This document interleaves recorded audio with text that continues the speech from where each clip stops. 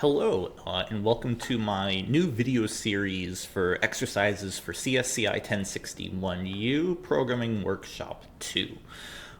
This video series is intended to provide you with solutions and the pathways to them for the exercises that we'll be covering in class. I think it's important to note that this is not intended as a substitution for coming to lecture. Watching videos, although it can be helpful and can help you see things that you may not have thought of otherwise, has no way to replace the skills that you gain from actually trying to come to these solutions on your own. So my recommendation is, if you're watching this video and you haven't already started doing the exercises, stop right now. Go to the exercises, and I have them all in the slides with these little pictures of these monitors that show you what are the things that we're going to actually be trying to do. And before you actually watch any videos whatsoever, do your best to solve them on your own. And once you have, figure out if your solution is correct. Verify if what you've done actually works. It's so important that you get into the habit of actually trying to figure out how to solve problems and how to verify your solutions. And that's something that these videos simply cannot replace. You have to do this yourself. There's no way around it. Now, that being said, inevitably you will come to some exercises that you get stuck on, and that's okay. It's fine to have a problem that you're not able to solve and you don't know what to do, and these videos are meant to help you with that. The purpose of them is, for instance, if you miss class, you go through the slides, you say, okay, I kind of see what's going on here, I try out the exercise, and I get stuck about halfway through. Figure out where you got stuck and take note of it. And then when you watch the video, you can see how I go through the solution and figure out, oh, why did the instructor do this thing or that thing? Maybe it's because it's something I didn't think about, or it's a completely different approach from what I did. And if you have any further questions, always feel free to bring them to office hours. But these videos are just here as a supplement. It's so important to remember that you need to be the person who is solving the problems, doing the exercises that I don't have videos for instance, doing as much programming as you can outside of class. And I would say that if you're spending probably less than 3 hours a week coding outside of lab and outside of the lecture, you aren't coding enough, simply put, and you're going to struggle a lot because the way that the assessments for this course work is not based around can you make a program that does X or Y, but more so, do you understand the program? Do you know why a program is doing what it's doing? When I'm creating a solution, do you understand why I'm doing the things I'm doing, or is it just complete magic? And if you don't understand, bring it to my office hours, ask me questions, look for help, because this is not a course you should be doing on your own. And there's a reason that all the labs for this course are done in pairs, is so that you have somebody you can talk to, you can communicate with, because the best learning is not done individually. It's done with other people. So with that disclaimer all set aside, let's dig straight into the exercises. This first set is really just a review of stuff we've done in 1060, but if for some reason you got stuck on these exercises, that's a red flag, by the way, is that if you're already having trouble with these things, it's a lot that you should be reviewing from last semester. But hopefully these are some simple exercises that we can breeze through quickly. First one being, write a program that, given a positive integer variable, determines whether or not it is prime. So, okay. Let's give it a go. So I'm just going to do this in a notebook. Most of the time I'll probably be making CVP files, but this is a short enough program I can just make a notebook for it. Okay. Given a positive integer variable, determine if it is prime. So my positive integer variable will be positive integer variable, pi var, and let's make it, 1. Just to start. 1 is not prime. The reason 1 is not prime is because it doesn't have exactly 2 factors, 1 plus whatever the number itself is. The smallest prime is, the positive integer prime is going to be 2. So I need some code that whatever the value of pi var is going to give me true if it is prime and false if it's not. So make a Boolean variable is prime, and we'll assume by default that, I guess we can do it either way. We can assume that it is and then figure out if it's not, or assume it's not and figure out if it is. For now, I'm just going to say, let's assume that it is prime, and we'll figure out if it's actually not. How do I do that? Well, I have to go through all of the, and you know, this is like, I guess, another important thing to think about is before I'm even going to code this, I mean, there's a strong drive, even from me right now, to start writing code and trying to get towards stuff happening. But before I do, I should really think about, what do I want my program to do? What is my goal here? My goal here is to figure out if something is prime or not. So, okay, I got a Boolean variable. It's true if it's prime, it's going to be false if it's not prime. I got my thing I want to determine if it's prime or not. Maybe it's 1, maybe it's 10, whatever. And I want to set is prime to stay true if it's a prime number and become false if it isn't a prime number. And I suppose when I'm done, I'll output the value of is prime and it will tell me true or false. Now, here's the part in the middle, is how do I know if something is prime? Well, let's think about it for a second. Suppose I have a bigger number than 1. Let's say I have like, 1, 2, 3.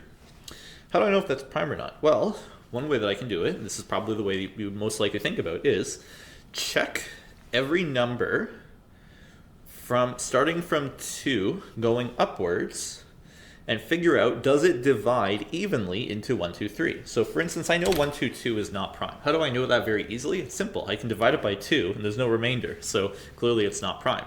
What about 1, 2, 3? I'm not so sure. So what I'm going to do instead is I'm going to for, and this is something also you want to get into a habit of. Once you've written a lot of code, you don't have to think about this as much. How to write the condition, the part of a for loop. And before I even bother to figure out what goes in here, I already have memorized, like muscle memory more than anything else, the format of it. For, parentheses, int I is something, I is less than something, and this can change obviously, but this is very common, and most often I++.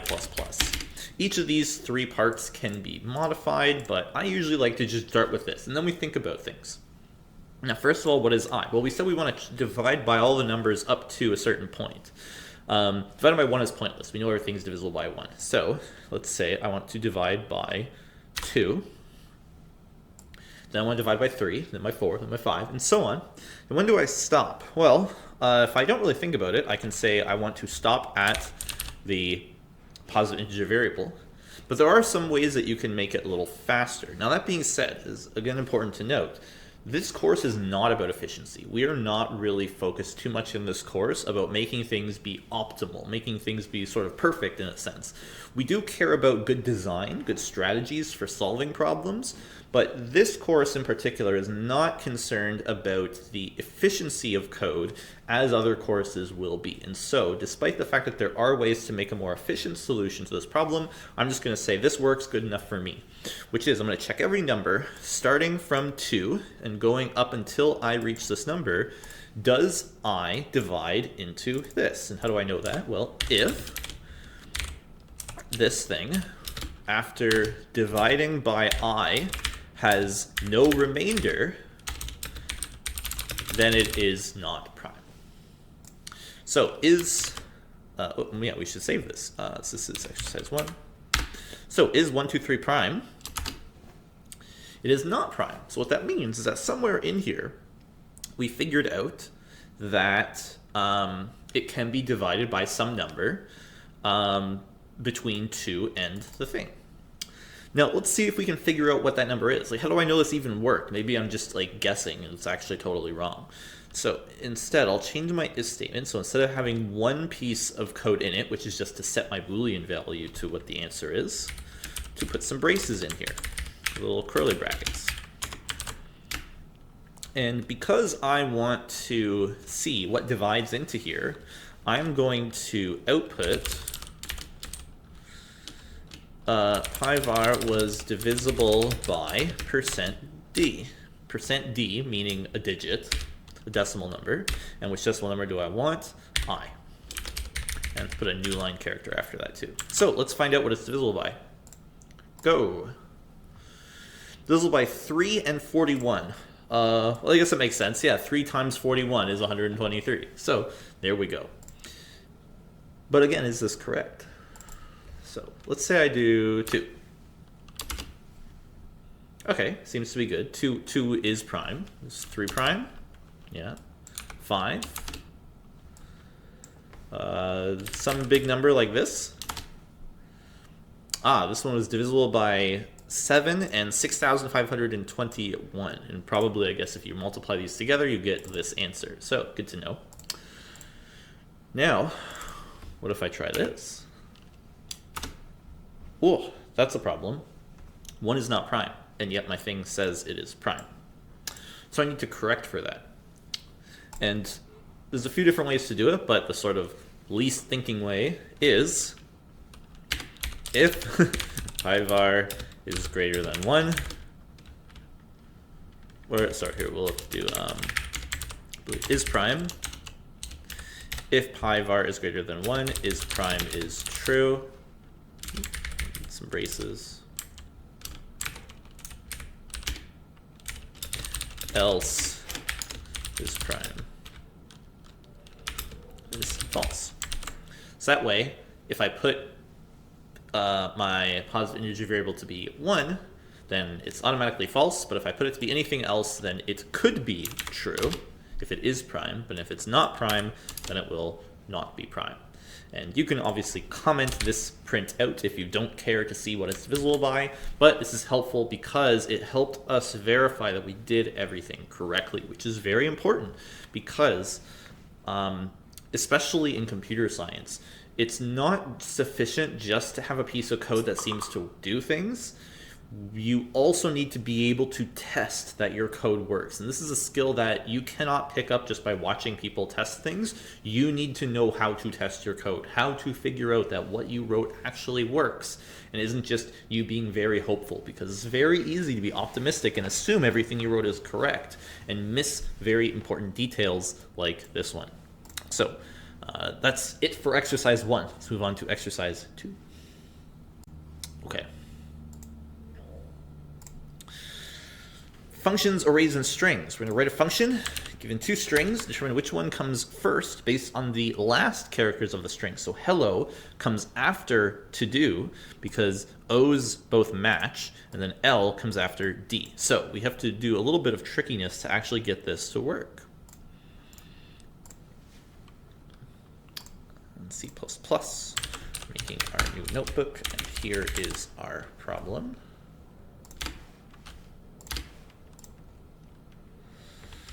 I think I need IOStream. I could be wrong. But just in case, I got it there. Okay, so I need a function, and it's going to determine which one comes first. So what I'm probably going to do then is return a string, and it'll be which one comes first, and it will be given 2 strings, S1 and S2. Okay, how do I figure out which one comes first? Well, what I need is to have I need to look at the last letter, and if they match, look at the second last letter. If they match, look at the third last letter, and I keep going till they do not match, which is either 2 scenarios. Either one word runs out of letters, or one word has a different letter than the other. So let's take the first scenario. One word runs out of letters. If that's the case, probably the one that has fewer letters should come first. So let's handle that scenario. So how do I look at the last letters of each one? Well, I need to have a variable that's going to point at what that is. So int,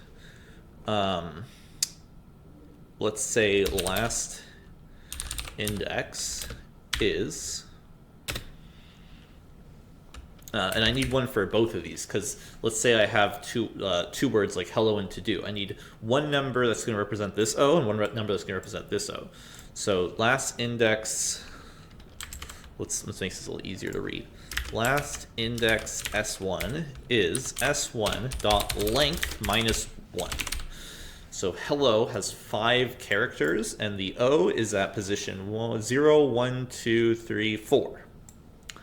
And I need the same thing for the last index of S2.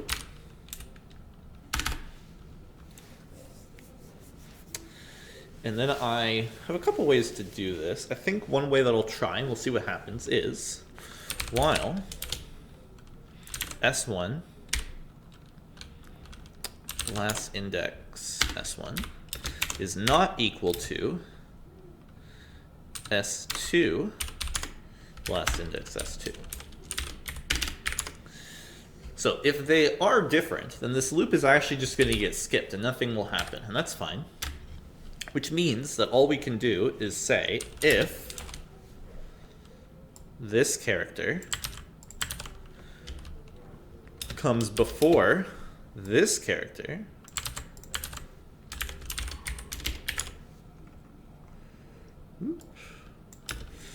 return S1. Otherwise, return S2. So to try this, let's start with a very easy example. So let's say, which comes first of dog and hat? Actually, let's do dog and cat. So alphabetically, cat comes first. However, if we're going by last letter, G comes before T. So it should give me the dog. Seems to have crashed. Why did it crash? Because I messed up this loop. This should not be while not equals, because they're always not equals. G and T are not equal forever, which means I made an infinite loop. Annoying. How do I fix it? Well, first thing I'm going to do is I'm probably going to hit stop. This will give me a little message that pops up and says, oh, restarting. Okay, run everything from the top, restart, and go. Oh, would help to fix the code first. Let's make this is equal, not equal. There we go. Oh, I need to output this. So let's remove the semicolon so it actually shows me something. There we go. And the dog comes first. And the reason dog comes first is because that last letter. If I put dog X, X comes after T. Now it should give me the cat. Okay. Now that's all well and good because dog and cat both end in a different letter. But what happens if I have cat and bobcat?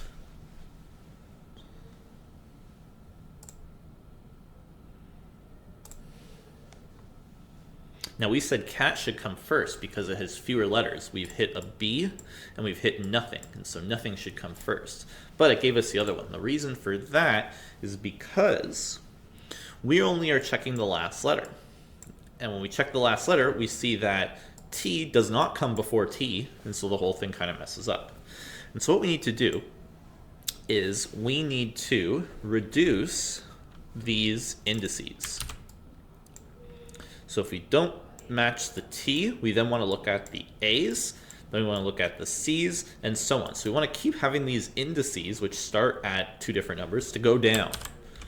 So minus minus for both. Now let's see what happens. Still not working, but why? Well, let's actually see what's happening by looking at the letters that we're printing out. So let's say that I do see out this letter and the other letter. Let's see what letters we're looking at here.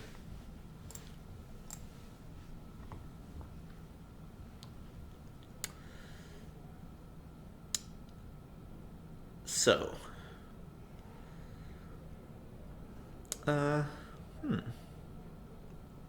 let's see what's happening. So, this is a T, and this is a B. But that doesn't quite seem right, does it? Because CAT is our cat, BOBCAT is our other one. Actually, maybe a better way to do this is actually to put this inside the loop and so we can see what happens.